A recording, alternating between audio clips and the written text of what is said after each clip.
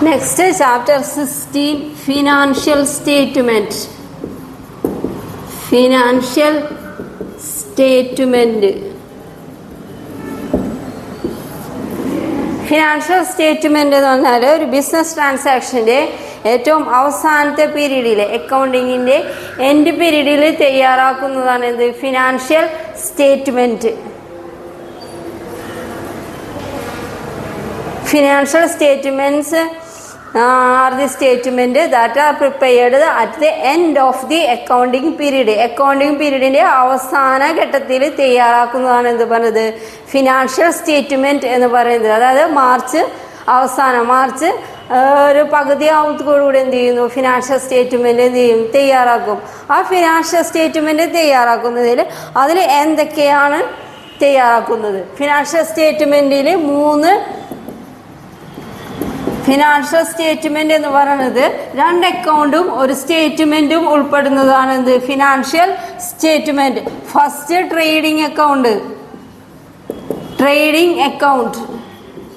Second profit and loss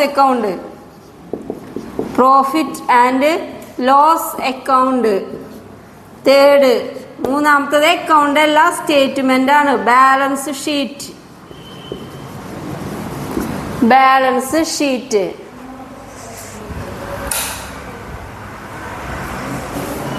trading അക്കൗണ്ടിന് എല്ലാ direct എക്സ്പെൻസും all direct expense and direct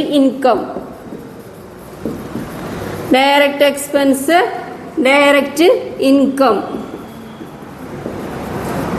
ഒരു ബിസിനസ്സിലുള്ള എല്ലാ ഡയറക്റ്റ് എക്സ്പെൻസും ഡയറക്റ്റ് ഇൻകം റെക്കോർഡ് ചെയ്യുന്നതാണ് ട്രേഡിംഗ് അക്കൗണ്ട് തയ്യാറാക്കുന്നതിലൂടെ ഒരു ബിസിനസ്സിന് കിട്ടുന്നത് ഗ്രോസ് പ്രോഫിറ്റ് അല്ലെങ്കിൽ ഗ്രോസ് ലോസ് എന്ന് പറയും.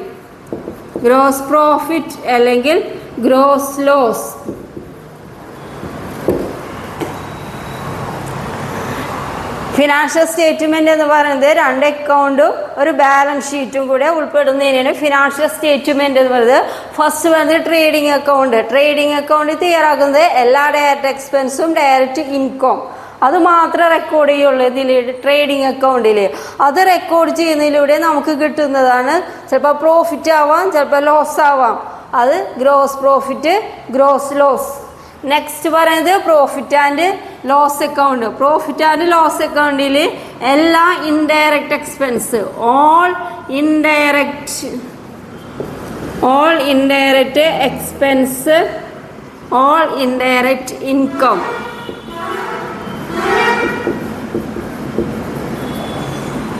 ഇൻഡയറക്റ്റ് ആയിട്ടുള്ള എക്സ്പെൻസും ഇൻഡയറക്റ്റ് ആയിട്ടുള്ള ഇൻകം റെക്കോർഡ് ചെയ്യുന്നതാണ് എന്ത് പ്രോഫിറ്റ് ആൻഡ് ലോസ് അക്കൗണ്ട്. അതിൽ കൂടി കിട്ടുന്ന പ്രോഫിറ്റിനെ ലോസിനെ പറയുന്ന പേരാണ് നെറ്റ് പ്രോഫിറ്റ് ഓർ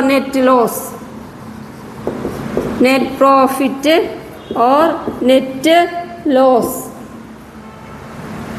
ഓരോന്നും കണ്ടിന്യൂഷൻ ആയിട്ടാണ് വരാം. ഫസ്റ്റ് ട്രേഡിംഗ് അക്കൗണ്ട് തയ്യാറാക്കിയാൽ അതിൻ്റെ തുടർച്ചയായിട്ടാണ് പ്രോഫിറ്റ് ആൻഡ് ലോസ് അക്കൗണ്ട് വരാം. പ്രോഫിറ്റ് ആൻഡ് ലോസ് അക്കൗണ്ട് തയ്യാറാക്കി കഴിഞ്ഞാൽ അതിൻ്റെ കണ്ടിന്യൂഷനാണ് ബാലൻസ് ഷീറ്റ് എന്ന് പറയുന്നത്. ബാലൻസ് ഷീറ്റ് എന്ന് പറഞ്ഞാൽ ഒരു സ്റ്റേറ്റ്മെൻ്റ് ആണ്. Balance sheet is a statement എന്ന് പറയാൻ കാരണം ഇതിൻ്റെ രണ്ട് side both sides are equal. രണ്ട് സൈഡും എന്താവണം ഈക്വൽ ആവണം. Both sides are equal. Balance ഷീറ്റിന് രണ്ട് സൈഡാണുള്ളത്, അസറ്റ്സ് ആൻഡ് ലയബിലിറ്റീസ്.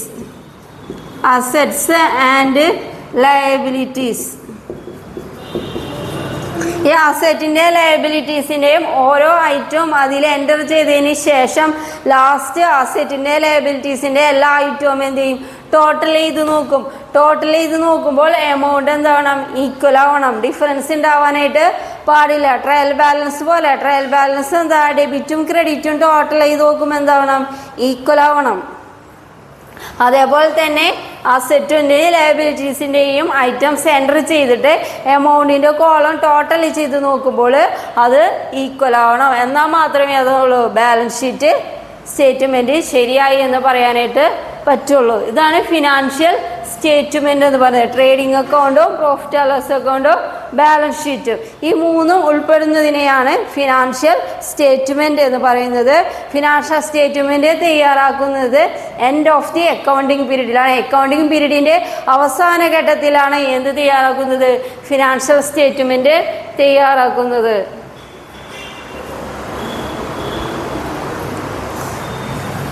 അടുത്ത പറയുന്നത് ഈ ഫിനാൻഷ്യൽ സ്റ്റേറ്റ്മെന്റ് തയ്യാറാക്കുന്നതിന്റെ ഒബ്ജക്റ്റീവ്സ് എന്താണെന്ന്, ലക്ഷ്യം എന്താണെന്ന്.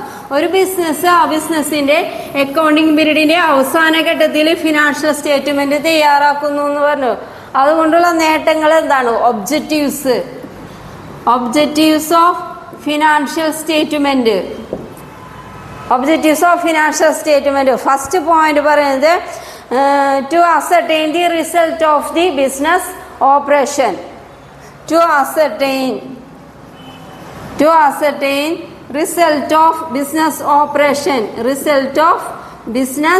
operation അതായത് ബിസിനസിന്റെ പ്രവർത്തനങ്ങളുടെ റിസൾട്ട് അറിയാനായിട്ട് സാധിക്കും. ബിസിനസ് പ്രവർത്തനങ്ങളുടെ ഫലം അറിയാനായിട്ട് സാധിക്കും. അതായത് ബിസിനസ് നല്ല രീതിയിലാണോ പോകുന്നത്, അതായത് മോശം രീതിയിലാണ്, അതായത് ലാഭത്തിലാണോ പോകുന്നത്, നഷ്ടത്തിലാണോ പോകുന്നത്, എന്താ അറിയാനായിട്ട് സാധിക്കും. അതായത് ബിസിനസിന്റെ പ്രവർത്തനങ്ങളുടെ ഫലം അറിയാനായിട്ട് സാധിക്കും. രണ്ടാമത്തെ പറയുന്നത് ascertaining the financial position. To ascertain financial position അതായത് ബിസിനസിന്റെ സാമ്പത്തിക നില എത്രത്തോളം ഉണ്ടെന്ന് അറിയാനായിട്ട് കഴിയും. ടു അസർട്ടൈൻ ഫിനാൻഷ്യൽ പൊസിഷൻ ഒരു ബിസിനസിന്റെ സാമ്പത്തിക നില എത്രത്തോളം ഉണ്ടെന്ന് അറിയാനായിട്ട് സാധിക്കുന്നു. പിന്നെ മൂന്നാമത്തെ പോയിന്റ് എന്ന് പറയുന്നത് സോഴ്സ് ഓഫ് ഇൻഫർമേഷൻ. മൂന്നാമത്തെ point source of information.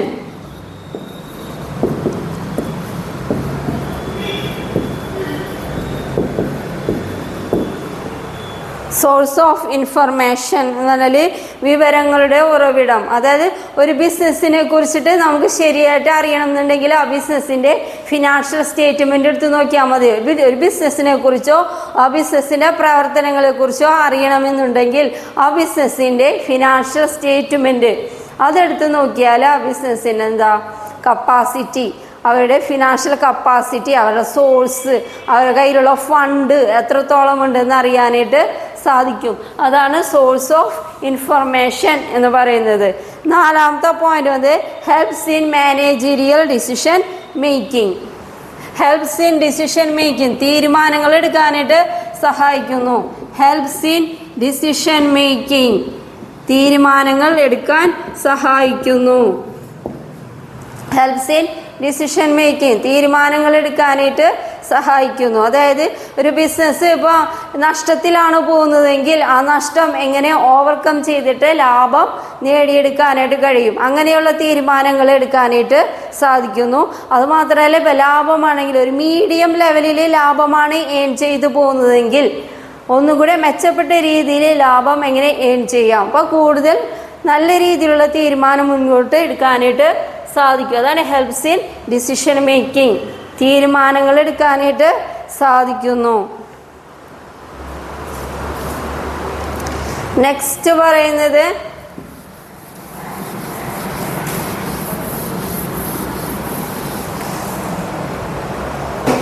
Capital എക്സ്പെൻഡിച്ചറും റവന്യൂ എക്സ്പെൻഡിച്ചർ.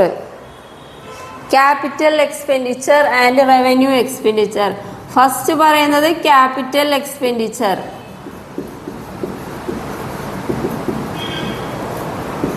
ക്യാപിറ്റൽ എക്സ്പെൻഡിച്ചർ എന്ന് പറഞ്ഞാൽ ക്യാപിറ്റൽ എക്സ്പെൻഡിച്ചർ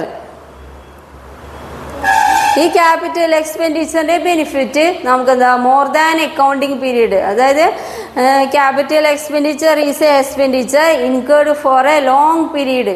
പിന്നെ ഈ long period it benefit for more than accounting period. അതായത് നമുക്ക് ഒരു അക്കൗണ്ടിങ് പീരീഡിൽ മാത്രമല്ല കൂടുതൽ ഒരു വർഷത്തേക്കാളും കൂടുതൽ അക്കൗണ്ടിങ് പീരീഡിലൂടെ നമുക്ക് ഇതിൻ്റെ ഫലം എന്താ നേട്ടം കിട്ടും.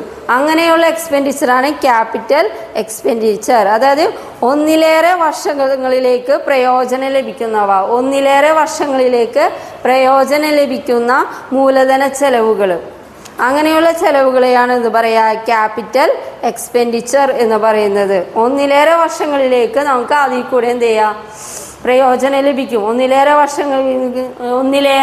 വർഷങ്ങളിലേക്ക് ആ ചെലവിലൂടെ നമുക്ക് എന്താ കൂടുതൽ പ്രയോജനം ലഭിക്കും. എക്സാമ്പിൾ എന്ന് പറയുന്നത് ബിൽഡിങ്, കെട്ടിടം, ബിൽഡിങ്, ഭൂമി, ബിൽഡിങ്, പ്ലാന്റ്, പ്ലോട്ട്, അതൊക്കെ നമുക്ക് എന്താ ഒരുപാട് വർഷങ്ങൾ അല്ലേ, ഒരുപാട് വർഷങ്ങൾ നമുക്ക് അതെന്താ ഉപയോഗിക്കാനായിട്ട് പറ്റും. അങ്ങനെയുള്ള എക്സ്പെൻഡിച്ചറാണ് ക്യാപിറ്റൽ എക്സ്പെൻഡിച്ചർ എന്ന് പറയുന്നത്. നെക്സ്റ്റ് പറയുന്നത് റവന്യൂ എക്സ്പെൻഡിച്ചർ.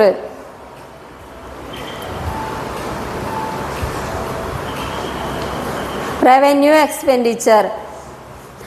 എക്സ്പെൻഡിച്ചർ എന്ന് വെച്ചാൽ expenditure incurred in the normal course of business transaction. അതായത് ബിസിനസ്സിൻ്റെ സാധാരണ പ്രവർത്തനത്തിൻ്റെ ഫലമായിട്ട് നമുക്ക് കിട്ടുന്ന വരുമാനങ്ങൾ.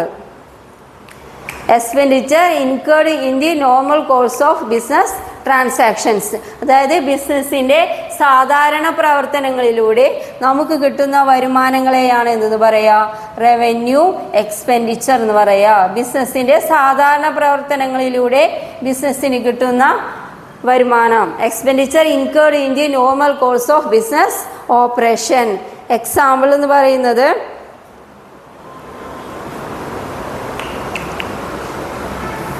റവന്യൂ എക്സ്പെൻഡിച്ചർ ബിസിനസ്സിൻ്റെ നോർമൽ പ്രവർത്തനങ്ങളിലൂടെ, normal course of operation. Expenditure incurred in the normal course of operation, ബിസിനസ്സിൻ്റെ സാധാരണ പ്രവർത്തനങ്ങളിലൂടെ ബിസിനസ്സിന് ഉണ്ടാകുന്ന ചെലവുകൾ, റവന്യൂ എക്സ്പെൻഡിച്ചർ.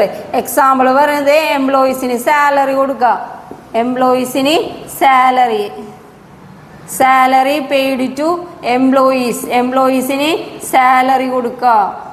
അതേപോലെ റെന്റ് കൊടുക്കുക, വാടക, റെന്റ് പെയ്ഡ്. ഇതൊക്കെ എന്താ, റവന്യൂ എക്സ്പെൻഡിച്ചറാണ്. Revenue expenditure.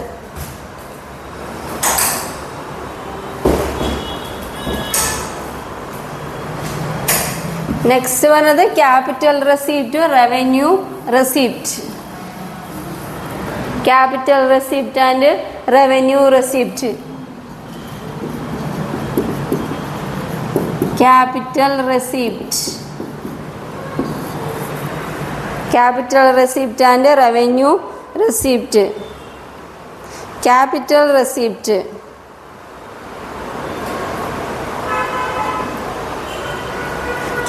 റെസിപ്റ്റ് എന്ന് വെച്ചാൽ ബിസിനസ്സിൻ്റെ സാധാരണ പ്രവർത്തനങ്ങളിലൂടെ അല്ലാതെ വരുമാനം ലഭിക്കല്ല. പെട്ടെന്ന് വലിയൊരു ട്രാൻസാക്ഷൻ നടന്നിട്ട് അതിലൂടെ നമുക്ക് എന്ത് ചെയ്യാം, അൺഎക്സ്പെക്റ്റഡ് ആയിട്ട് എന്തെങ്കിലും വരുമാനം കിട്ടുക, അതിനെയാണ് എന്ത് പറയുക, ക്യാപിറ്റൽ റെസിപ്റ്റ് എന്ന് പറയുന്നത്. അതായത് ക്യാപിറ്റൽ റെസിപ്റ്റ് ആ receipt which do not arise out of normal course of business. അതായത് ബിസിനസ്സിൻ്റെ സാധാരണ പ്രവർത്തനങ്ങളിലൂടെ അല്ല എന്ത് വരുമാനം കിട്ടുന്നത്. പിന്നെ എങ്ങനെയാണെന്ന്, പെട്ടെന്ന് വല്ല അൺഎക്സ്പെക്റ്റഡ് ആയിട്ട് എന്തെങ്കിലും ഒരു ട്രാൻസാക്ഷൻ നടന്നിട്ട് അതിലൂടെ വലിയ ഹ്യൂജ് എമൗണ്ട് ആയിട്ട് എന്ത് ചെയ്യുക, വരുമാനം ലഭിക്കുക, അതിനെയാണിത് പറയുക ക്യാപിറ്റൽ റെസിപ്റ്റ് എന്ന് പറയുന്നത്. അതിന് എക്സാമ്പിളായിട്ട് പറയുന്നത് ഫിക്സഡ് അസറ്റ് ഒക്കെ വിൽക്കുമ്പോൾ, ഫിക്സഡ് അസറ്റ് വിൽക്കുക. ഫിക്സഡ് അസറ്റ് എന്ന് പറയുന്നത് പ്ലാന്റ്, മെഷീനറി, അതേപോലെ നമ്മൾ വാഹനങ്ങൾ, അതൊക്കെ നമ്മൾ ചെയ്യുന്നത് ഒരു തവണയേ ചെയ്യുള്ളൂ അല്ലേ. പ്ലാന്റ് വിൽക്കുക, മെഷീനറി വിൽക്കുക, അതുപോലെ നമ്മൾ വാഹനങ്ങൾ വിൽക്കുക, അതൊക്കെ നമ്മൾ ഒരു തവണ ചെയ്യുള്ളൂ, എപ്പോഴും ചെയ്തുകൊണ്ടിരിക്കില്ല. അപ്പോൾ അൺഎക്സ്പെക്റ്റഡ് ആയിട്ട് പെട്ടെന്ന് എന്തെങ്കിലും ഒരു ട്രാൻസാക്ഷൻ നടക്കുന്നതിലൂടെ കൂടുതൽ വരുമാനം ഏൺ ചെയ്യാൻ സാധിക്കുക, അതാണ് ക്യാപിറ്റൽ റെസിപ്റ്റ് എന്ന് പറയുന്നത്. നെക്സ്റ്റ് പറയുന്നത് റവന്യൂ റെസിപ്റ്റ്. റവന്യൂ റെസിപ്റ്റ് എന്ന് പറഞ്ഞാൽ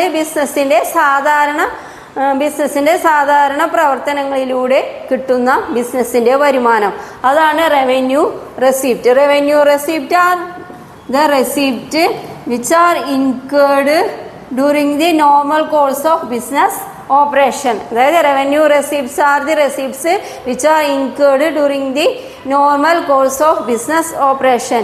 ബിസിനസ് ഓപ്പറേഷൻ്റെ സാധാരണ പ്രവർത്തനങ്ങളിലൂടെ ബിസിനസ്സിന് കിട്ടുന്ന വരുമാനം, അതാണ് റവന്യൂ റെസിപ്റ്റ് എന്ന് പറയുന്നത്.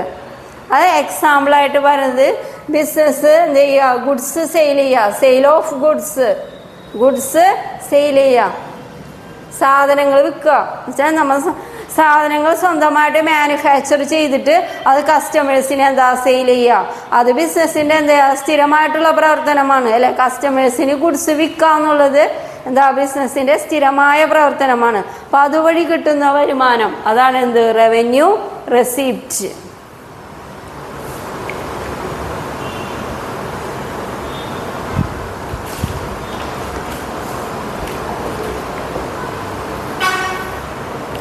നെക്സ്റ്റ് പറയുന്നത് ട്രേഡിംഗ് അക്കൗണ്ട്. ട്രേഡിംഗ് അക്കൗണ്ട്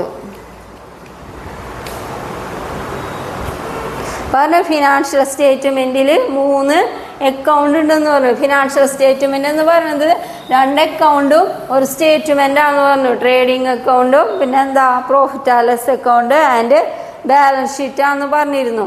അപ്പോൾ അതിൽ ട്രേഡിംഗ് അക്കൗണ്ട്, ട്രേഡിംഗ് അക്കൗണ്ട് എന്താണെന്നാണ് പറഞ്ഞത്. Trading account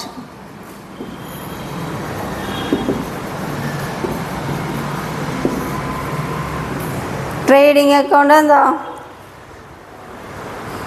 trading account, trading account is the first part of the financial statement. Financial സ്റ്റേറ്റ്മെൻറ്റിൻ്റെ ഫസ്റ്റ് പാർട്ടാണ് എന്ന് പറയുന്നത് ട്രേഡിംഗ് അക്കൗണ്ട് എന്ന് പറയുന്നത്.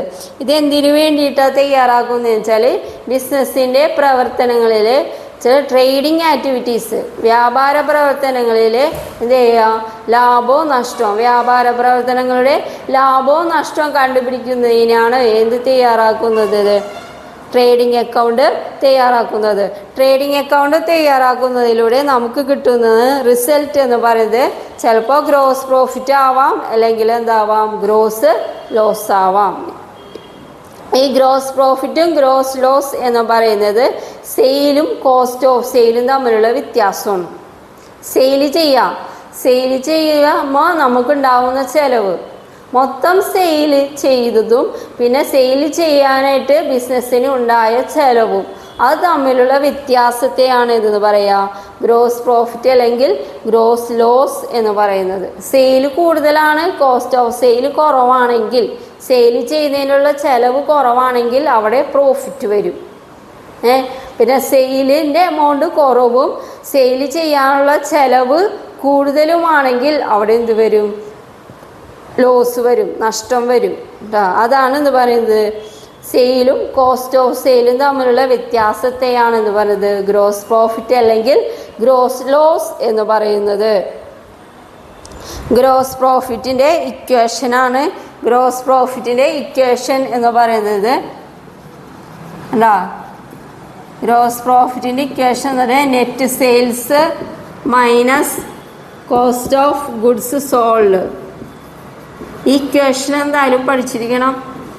Net sales minus cost of goods sold, അതാണ് ഗ്രോസ് പ്രോഫിറ്റ് എന്ന് പറയുന്നത്. ഗ്രോസ് ലോസ് ആണെങ്കിലോ നേരെ ഓപ്പോസിറ്റ് ആവും. ഗ്രോസ് ലോസ് ആണെങ്കിൽ cost of goods sold minus net sales ആവും.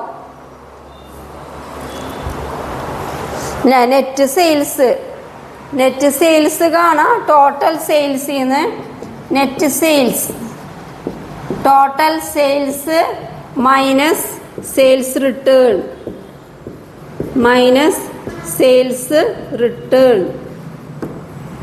ടോട്ടൽ സെയിൽസിൽ നിന്ന് സെയിൽസ് റിട്ടേൺ മൈനസ് ചെയ്തിട്ടുള്ളതാണ് എന്ത്, നെറ്റ് സെയിൽസ് എന്ന് പറയുന്നത്. ഇനി cost of goods sold, cost of goods sold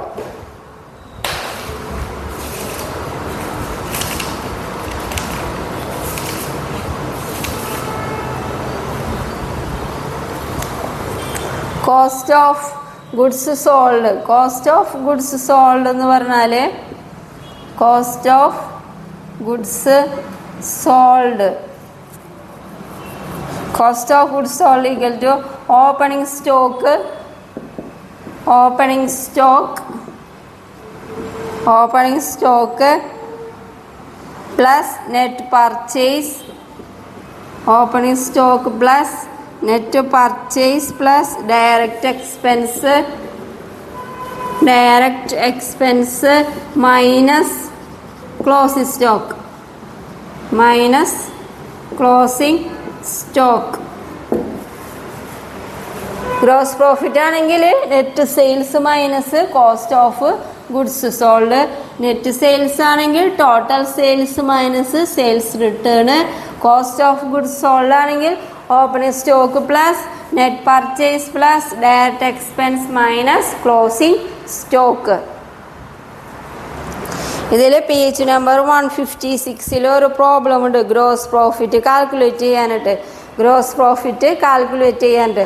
അതിൽ എന്തൊക്കെ തന്നിട്ടുണ്ട്? സെയിൽസ് തന്നിട്ടുണ്ട്, sales return, opening stock, purchase, direct expense, close stock ഉണ്ട്. ഇത്ര തന്നിട്ട് ഒക്കെ ഡയറക്റ്റ് ആയിട്ട് തന്നിട്ടുണ്ട്. അപ്പോൾ അത് നോക്കിയിട്ട് എന്ത് ചെയ്യുക? ഗ്രോസ് പ്രോഫിറ്റ് കണ്ടുപിടിക്കാനാണ് പറയുന്നത്. ഗ്രോസ് പ്രോഫിറ്റ് കണ്ടുപിടിക്കാൻ ഇക്വേഷൻ എന്ന് പറയുന്നത് net sales and cost of goods sold ആണ്. അപ്പോൾ ഫസ്റ്റ് എന്ത് ചെയ്യുക? നെറ്റ് സെയിൽസ് കണ്ടുപിടിക്കുക. നെറ്റ് സെയിൽസ് എങ്ങനെ കണ്ടുപിടിക്കുക? Sales minus sales return. അപ്പോൾ നെറ്റ് സെയിൽസ് കിട്ടി. ഇനി നെക്സ്റ്റ് എന്ത് കാണാം? ഗ്രോസ് പ്രോഫിറ്റ് ഇക്വേഷനിൽ കോസ്റ്റ് ഓഫ് ഗുഡ്സ് സോൾഡ് കാണാം. കോസ്റ്റ് ഓഫ് ഗുഡ്സ് സോൾഡ് എന്ന് വെച്ചാൽ opening stock plus purchase plus direct expense minus close stock. അപ്പോൾ നമുക്കൊരു ആൻസർ കിട്ടും. അതാണ് എന്ത്? Cost of goods sold. അപ്പോൾ നെറ്റ് സെയിൽസും കിട്ടി, കോസ്റ്റ് ഓഫ് ഗുഡ്സ് സോൾഡും കിട്ടി. അപ്പോൾ gross profit is equal to net sales minus cost of goods sold. അപ്പോൾ ഗ്രോസ് പ്രോഫിറ്റ് എത്ര കിട്ടും? 26,600 കിട്ടും. ഇപ്പോൾ ട്രേഡിംഗ് അക്കൗണ്ടിനെ കുറിച്ചിട്ട് പറഞ്ഞു. ട്രേഡിംഗ് അക്കൗണ്ടിനെ കുറിച്ച് പറയുമ്പോൾ ട്രേഡിംഗ് അക്കൗണ്ടിൽ ഡയറക്റ്റ് എക്സ്പെൻസും ഡയറക്റ്റ് ഇൻകമാണ് റെക്കോർഡ് ചെയ്യുന്നതെന്ന് പറഞ്ഞു അല്ലേ? അപ്പോൾ ആ ട്രേഡിംഗ്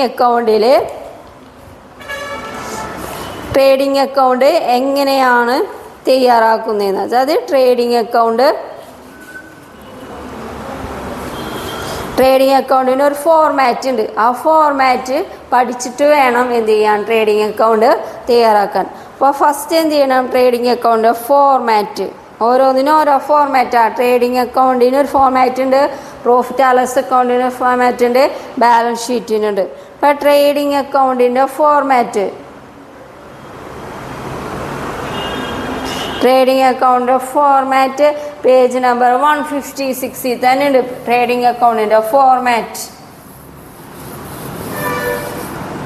പേജ് നമ്പർ 156 ഗൈഡിൽ. അതിൽ ട്രേഡിംഗ് അക്കൗണ്ട് ഫോർമാറ്റ് 2 സൈഡാണ് വരുന്നത്, ഡെബിറ്റും ക്രെഡിറ്റും. ട്രേഡിംഗ് അക്കൗണ്ട്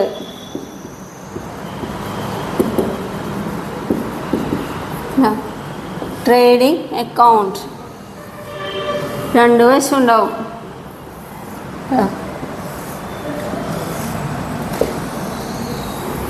ഇത് ഡെബിറ്റിൻ്റെ വശം, ഇത് ക്രെഡിറ്റ്.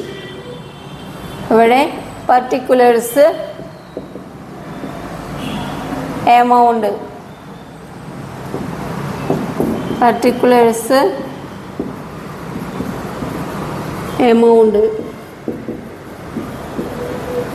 ഇത് ചെലവുകളുടെ വശം ഉണ്ടാകും. ഡെബിറ്റ് എന്ന് പറഞ്ഞാൽ ചെലവുകളുടെ വശം, ഇത് ക്രെഡിറ്റ് എന്ന് പറഞ്ഞാൽ നമ്മുടെ വരുമാനങ്ങളുടെ വശം, അതാണ് credit side.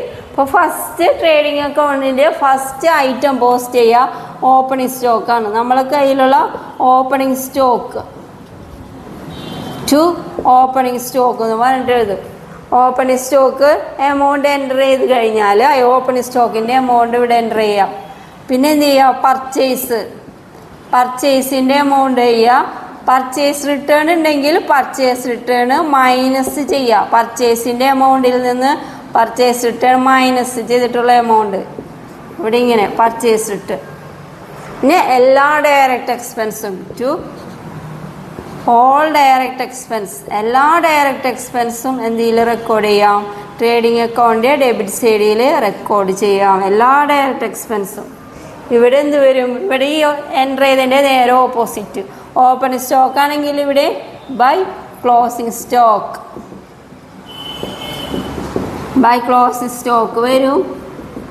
By sales return ഉണ്ടെങ്കിൽ എന്ത് ചെയ്യുക? മൈനസ് ചെയ്യുക. By sales return.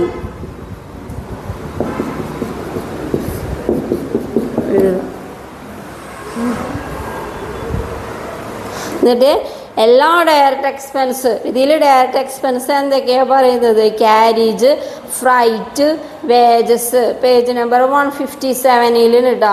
Carriage, freight, wages, fuel and power, excise duty, factory rent, heat and lighting charges, factory rent and work managers salary. അതായത് ഫാക്ടറി ആയിട്ട് ബന്ധപ്പെട്ട് വരുന്ന ഫാക്ടറിയും മാനുഫാക്ചറുമായിട്ട് ബന്ധപ്പെട്ട് വരുന്ന എല്ലാ ചെലവുകളും എന്താ? ഡയറക്റ്റ് എക്സ്പെൻസ് ആണ്. അപ്പോൾ അതുകൊണ്ട് അത് ട്രേഡിംഗ് അക്കൗണ്ടിൻ്റെ ഡെബിറ്റ് സൈഡിൽ പോസ്റ്റ് ചെയ്യും. എന്നിട്ട് ഡെബിറ്റ് സൈഡും ക്രെഡിറ്റ് സൈഡും എന്ത് ചെയ്യണം? എമൗണ്ട് എന്ത് ചെയ്യും? ടോട്ടൽ ചെയ്ത് നോക്കും. ടോട്ടൽ ചെയ്ത് നോക്കുമ്പോൾ ഇവിടെയാണ് കൂടുതൽ, ഇവിടെയാണ് കുറവ്. അപ്പോൾ കൂടുതലുള്ള എമൗണ്ടിൽ നിന്ന് എന്ത് ചെയ്യണം? കുറവുള്ള എമൗണ്ട് എന്ത് ചെയ്യണം? മൈനസ് ചെയ്യണം. എന്നിട്ട് കുറവ് എവിടെയാണോ അവിടെ പോസ്റ്റ് ചെയ്യണം. ഇപ്പം ക്രെഡിറ്റ് സൈഡാണ് കൂടുതലെങ്കിൽ എന്ത് വരും? ഗ്രോസ് പ്രോഫിറ്റ് ആവും. ക്രെഡിറ്റ് സൈഡിലാണെങ്കിൽ ഗ്രോസ് പ്രോഫിറ്റ്. ഇവിടെയാണ് ഡെബിറ്റ് സൈഡാണ് കൂടുതലെങ്കിൽ ഇവിടെ ഡെബിറ്റ് സൈഡ് കൂടുതലും ക്രെഡിറ്റ് സൈഡ് കുറവുമാണ്. അപ്പോൾ വരുമാനം കുറവും ചെലവ് കൂടുതലുമാണ്. അപ്പോൾ അതെന്തായി മാറും? ഗ്രോസ് ലോസ് ആയിട്ട് മാറും. ഈ ഗ്രോസ് ലോസും ഈ ഗ്രോസ് പ്രോഫിറ്റും പിന്നെ എന്തിലേക്ക് കൊണ്ടുപോകണം? ഇത് കഴിഞ്ഞിട്ടാണ് തുടർച്ചയായിട്ട് എന്ത് തയ്യാറാക്കുന്നത്? പ്രോഫിറ്റ് ആൻഡ് ലോസ് അക്കൗണ്ട് തയ്യാറാക്കുന്നത്. അപ്പോൾ പ്രോഫിറ്റ് ആൻഡ് ലോസ് അക്കൗണ്ട് തയ്യാറാക്കുമ്പോൾ ഈ ട്രേഡിംഗ് അക്കൗണ്ടിൻ്റെ കണ്ടിന്യൂഷനാണ് വരുന്നത്. അപ്പോൾ ട്രേഡിംഗ് അക്കൗണ്ടിൻ്റെ ബാലൻസ് ആയ ഗ്രോസ് പ്രോഫിറ്റ് അല്ലെങ്കിൽ ഗ്രോസ് ലോസ് എന്തിലേക്ക് റെക്കോർഡ് ചെയ്യണം? പ്രോഫിറ്റ് ആൻഡ് ലോസ് അക്കൗണ്ടിൽ റെക്കോർഡ് ചെയ്യണം, എഴുതണം.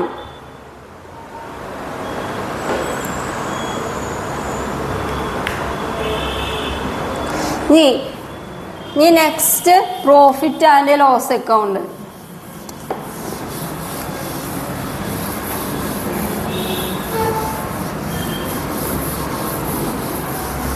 പ്രോഫിറ്റ് ആൻഡ് ലോസ് അക്കൗണ്ട് എന്തിനാണ് തയ്യാറാക്കുന്നത്? Profit and loss account is prepared to find out the net profit or net loss of the business. ബിസിനസ്സിൻ്റെ net loss എത്രയാണ് അല്ലെങ്കിൽ നെറ്റ് ലാഭം എത്രയാണ് അത് കണ്ടുപിടിക്കുന്നതിന് വേണ്ടിയിട്ടാണ് എന്ത് തയ്യാറാക്കുന്നത്? പ്രോഫിറ്റ് ആൻഡ് ലോസ് അക്കൗണ്ട് തയ്യാറാക്കുന്നത്. അതിനും ഒരു പ്രത്യേക ഫോർമാറ്റ് ഉണ്ട്. പ്രോഫിറ്റ് ആൻഡ് ലോസ് അക്കൗണ്ടിനും ഒരു ഫോർമാറ്റ് ഉണ്ട്. പ്രോഫിറ്റ് ആൻഡ് ലോസ് അക്കൗണ്ട് അതിൻ്റെ ഫോർമാറ്റ് എന്ന് പറയുന്നത് നേരത്തെ ട്രേഡിംഗ് അക്കൗണ്ടിൻ്റെ ചെയ്തില്ലേ അതേപോലെ തന്നെ ഹെഡിങ്ങും വ്യത്യാസമുണ്ട്. പ്രോഫിറ്റ് ആൻഡ് ലോസ് അക്കൗണ്ട് ആണെന്നുള്ളൂ. ഡെബിറ്റ് എന്ന് വെച്ചാൽ ചെലവിൻ്റെ വശം, particulars, amount, particulars, amount, credit എന്ന് വെച്ചാൽ വരുമാനം. ഇപ്പം ട്രേഡിംഗ് അക്കൗണ്ടിൽ ഗ്രോസ് പ്രോഫിറ്റ് അല്ലെങ്കിൽ ഗ്രോസ് ലോസ് കിട്ടും ബാലൻസ് ചെയ്ത് നോക്കുമ്പോൾ അല്ലേ. ഗ്രോസ് ലോസ് ആണെങ്കിൽ ഈ വശത്ത് എഴുതുക. ഗ്രോസ് ലോസ് എന്ന് പറയണത് എന്താ? നഷ്ടമാണ് അല്ലേ. നഷ്ടമായതുകൊണ്ട് അതെന്താ? ചെലവാണ് നമുക്ക്. അപ്പോൾ അതുകൊണ്ട് അത് ഡെബിറ്റ് സൈഡിലേക്ക് എന്ത് ചെയ്യുക? ട്രേഡിംഗ് അക്കൗണ്ട് ബാലൻസ് ഇവിടേക്ക് പോസ്റ്റ് ചെയ്യുക. ലോസ് ആണെങ്കിൽ, പ്രോഫിറ്റ് ആണെങ്കിൽ എന്താ? വരുമാനമാണ്. അപ്പോൾ അത് ക്രെഡിറ്റ് സൈഡിൽ വരും. വരുമാനത്തിൻ്റെ വശം ക്രെഡിറ്റ് സൈഡാണ്. അപ്പോൾ ഗ്രോസ് പ്രോഫിറ്റ് ബ്രോ ഡൗൺ എന്ന് പറഞ്ഞിട്ട് ഇവിടെ എഴുതാം. ഗ്രോസ് ലോസ് ആണെങ്കിൽ ഇവിടെ വരും. ഞാൻ അതിനുശേഷം എല്ലാ ഇൻഡയറക്റ്റ് എക്സ്പെൻസും ടു ഓൾ ഇൻഡയറക്റ്റ് എക്സ്പെൻസ്, എല്ലാ ഇൻഡയറക്റ്റ് എക്സ്പെൻസും പ്രോഫിറ്റ് ആൻഡ് ലോസ് അക്കൗണ്ടിൽ എന്ത് ചെയ്യുക? ഡെബിറ്റ് ചെയ്യുക. അതുപോലെ ഓൾ ഇൻഡയറക്റ്റ് ഇൻകം, എല്ലാ ഇൻഡയറക്റ്റ് ഇൻകം എന്ത് ചെയ്യുക? പ്രോഫിറ്റ് ആൻഡ് ലോസ് അക്കൗണ്ടിൽ ക്രെഡിറ്റ് ചെയ്യുക. ഇതിൽ ഇൻഡയറക്റ്റ് എക്സ്പെൻസ് എന്ന് പറയുന്നത് എന്തൊക്കെയാണ് അത് വന്നേക്കണേ? 157 പേജ് നമ്പർ തന്നെ ഉണ്ടല്ലോ.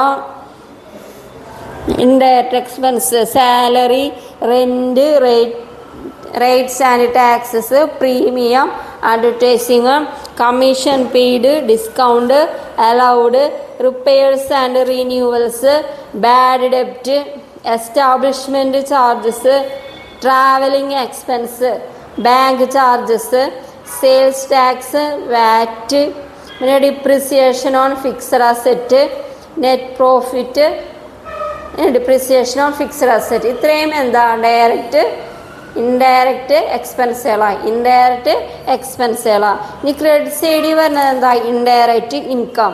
ഇൻഡയറക്റ്റ് ഇൻകം എന്ന് പറയുന്നത് ഡിസ്കൗണ്ട് റിസീവ്ഡ്, കമ്മീഷൻ റിസീവ്ഡ്, നമുക്ക് പൈസ കിട്ടുന്നത് ക്യാഷ് കിട്ടുന്നത്, അതൊക്കെ എന്താ? ഇൻഡയറക്റ്റ് ഇൻകം ആണ്. അത് പ്രോഫിറ്റ് ആൻഡ് ലോസ് അക്കൗണ്ടിൻ്റെ ക്രെഡിറ്റ് സൈഡിൽ പോസ്റ്റ് ചെയ്യാം.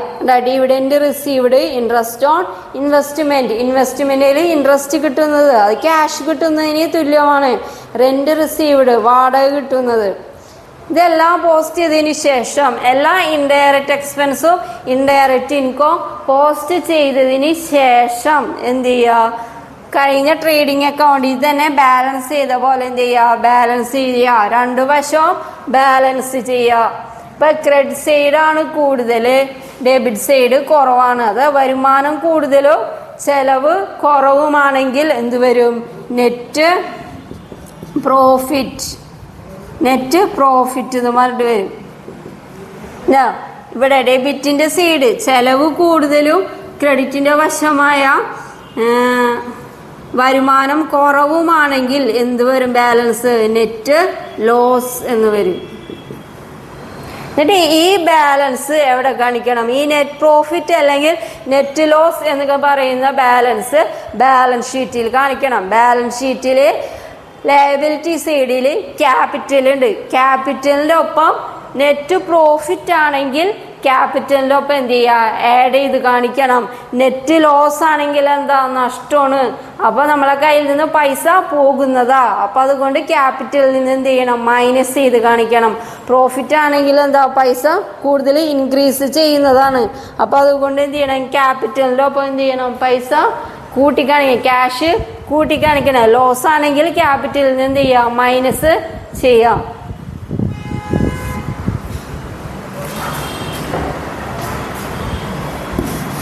ഇനി അടുത്ത് പറയുന്നത് പ്രോഫിറ്റ് ആൻഡ് ലോസ് അക്കൗണ്ട് തയ്യാറാക്കുന്നത് കൊണ്ടുള്ള ഗുണങ്ങൾ എന്താണ്?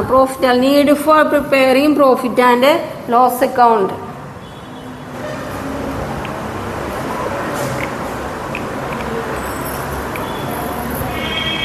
Need for preparing profit and loss account. Net profit of 1 year can be compared with the net profit of previous year. അതായത് പ്രോഫിറ്റ് ആൻഡ് ലോസ് അക്കൗണ്ട് തയ്യാറാക്കുന്നതിലൂടെ ഒരു കമ്പനിയുടെ 2 വർഷത്തെ പ്രോഫിറ്റ് ആൻഡ് ലോസ് അക്കൗണ്ടുകൾ തമ്മിൽ എന്ത് ചെയ്യാം? കമ്പയർ ചെയ്യാൻ പറ്റും. അതായത് കമ്പനിയുടെ കഴിഞ്ഞ വർഷത്തെ പ്രോഫിറ്റും ഈ വർഷത്തെ പ്രോഫിറ്റും തമ്മിൽ കമ്പയർ ചെയ്തിട്ട് പ്രോഫിറ്റ് കൂടുതലാണോ കുറവാണോ എന്നുള്ളത് എന്ത് ചെയ്യാം? മനസ്സിലാക്കാനായിട്ട് സാധിക്കും. 2 വർഷത്തെ പ്രോഫിറ്റുകൾ തമ്മിൽ എന്ത് ചെയ്യാൻ പറ്റും? കമ്പയർ ചെയ്യാനായിട്ട് സാധിക്കും.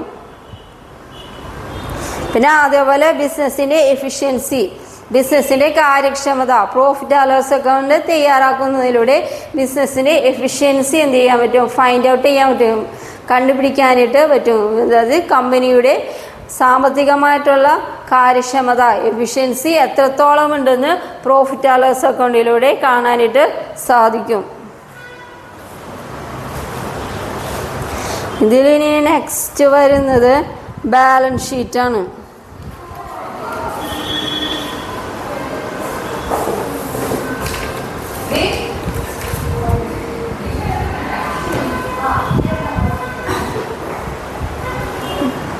ബാലൻസ് ഷീറ്റ്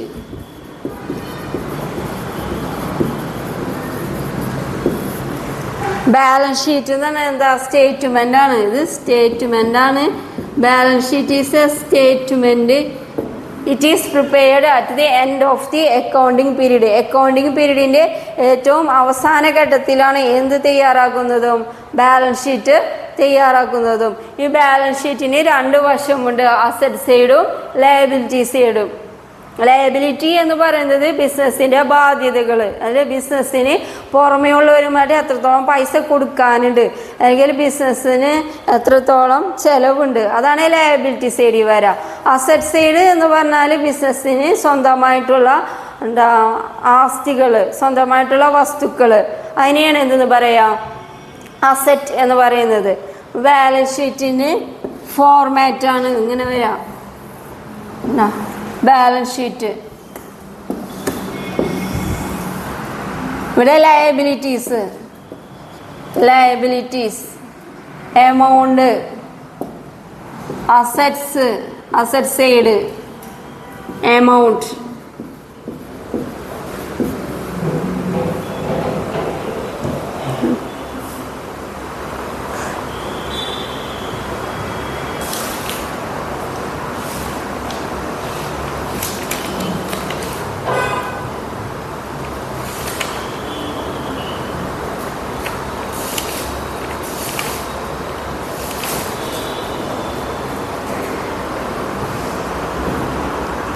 ഫസ്റ്റ് ഇതിൽ ലയബിലിറ്റി സൈഡിൽ വരുന്നത് ബിസിനസ്സിൻ്റെ ബാധ്യതകളാണെന്ന് പറഞ്ഞു, ചെലവുകളാണെന്ന് പറഞ്ഞു.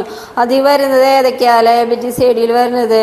ബാങ്ക് ഓവർ ഡ്രാഫ്റ്റ് വരുന്നത് ബാങ്കിൽ നിലവിലുള്ള ബാങ്കിൽ ഇപ്പോൾ അക്കൗണ്ടിൽ ഒരു 10,000 ഉണ്ടെങ്കിൽ അതിൽ കൂടുതൽ എമൗണ്ട് എന്ത് ചെയ്യുക, ബാങ്കിൽ നിന്ന് വിഡ്രോ ചെയ്യുക. ഓവറായിട്ട് എന്ത് ചെയ്യുക, വിഡ്രോ ചെയ്യുക.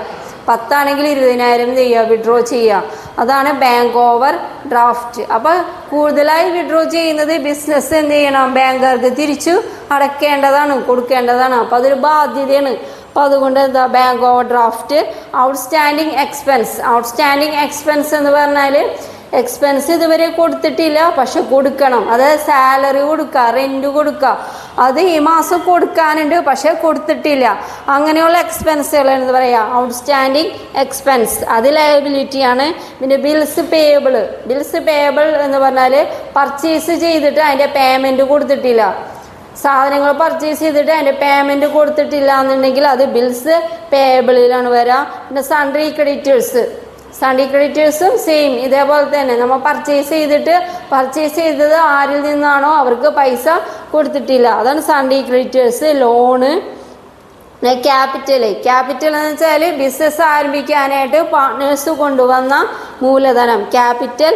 അതിൻ്റെ കൂടെ എന്ത് ചെയ്യുക, പ്രോഫിറ്റ് ആൻഡ് ലോസ് അക്കൗണ്ടിൽ നെറ്റ് പ്രോഫിറ്റ് ഉണ്ടെങ്കിൽ നെറ്റ് പ്രോഫിറ്റ് എന്ത് ചെയ്യുക, ആഡ് ചെയ്യുക. അതുപോലെ ക്യാപിറ്റലിൽ ഇൻട്രസ്റ്റ് ഉണ്ടെങ്കിൽ ഇൻട്രസ്റ്റും അതിൻ്റെ ഒപ്പം എന്ത് ചെയ്യണം, ആഡ് ചെയ്യണം. ഇത് ഈ അഡ്ജസ്റ്റ്മെൻറ്റ് കറക്റ്റ് ഓർഡറിൽ പഠിച്ചു പോകണം. പിന്നെ ഡ്രോയിങ്സ് ഉണ്ടെങ്കിൽ ഡ്രോയിങ്സ് എന്ത് ചെയ്യുക, മൈനസ് ചെയ്യുക. ഡ്രോയിങ്സ് എന്ന് പറഞ്ഞാൽ പാർട്ട്നേഴ്സ് ബിസിനസ്സിൻ്റെ പൈസയിൽ നിന്ന് എന്ത് ചെയ്യുക, അവരുടെ പാർട്ട്നേഴ്സിൻ്റെ വ്യക്തിപരമായ ഉപയോഗത്തിന് വേണ്ടിയിട്ട് പൈസ പിൻവലിക്കുക. അതാണ് ഡ്രോയിങ്സ് എന്ന് പറഞ്ഞത്. അപ്പോൾ ബിസിനസ്സിൽ നിന്ന് പൈസ കുറയാണ് ചെയ്യുന്നത്, പാർട്ട്നേഴ്സ് പൈസ പിൻവലിക്കുമ്പോൾ. അപ്പം അത് മൈനസ് ചെയ്യാം. പിന്നെ അത്ര മനസ്സിലാക്കിയാൽ മതി. ഡ്രോയിങ്സ് അഡ്ജസ്റ്റ്മെൻറ്റ് അത്രയും വരുള്ളൂ പ്രോബ്ലത്തിൽ, അഡീഷണൽ ആയിട്ടൊന്നും വരില്ല. പിന്നെ അസറ്റ് സൈഡ് വരുന്നത് നമ്മളെ കയ്യിൽ എത്രത്തോളം ക്യാഷ് ഉണ്ട്, കയ്യിലുള്ള ക്യാഷും അല്ല ബാങ്ക് ബാലൻസ്, ബാങ്കിലുള്ള ക്യാഷ് ഡെപ്പോസിറ്റും, cash in hand, cash at bank. പിന്നെ പ്രീപെയ്ഡ് എക്സ്പെൻസ് എന്ന് പറഞ്ഞാൽ അടുത്ത മാസത്തെ കൊടുക്കാനുള്ള. അപ്പോൾ അടുത്ത മാസം ഇൻഷുറൻസിൻ്റെ എമൗണ്ട് അടക്കാനുണ്ടെങ്കിൽ അത് മുൻകൂട്ടി എന്ത് ചെയ്യുക, അടക്കുക. മുൻകൂറായിട്ട് അഡ്വാൻസ് ആയിട്ട് എന്ത് ചെയ്യുക, എക്സ്പെൻസ് മുൻകൂട്ടി അടക്കുക. അതാണ് പ്രീപെയ്ഡ് എക്സ്പെൻസ്.